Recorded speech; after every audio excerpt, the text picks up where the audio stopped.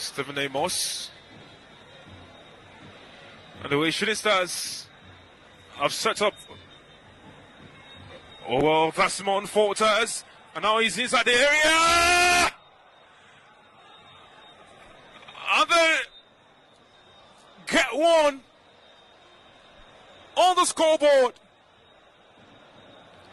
It was always coming, Victor. Look at that run. Look at what they were able to bet. Niger Tornadoes stunningly on France, who actually felt like they had gotten the job done. But then it is a substitute, Kufre Ebong, who scored to stun them right here and make it 2-1.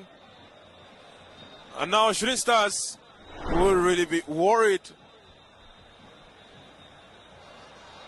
And look at how Stephen Amos was hustled off the ball.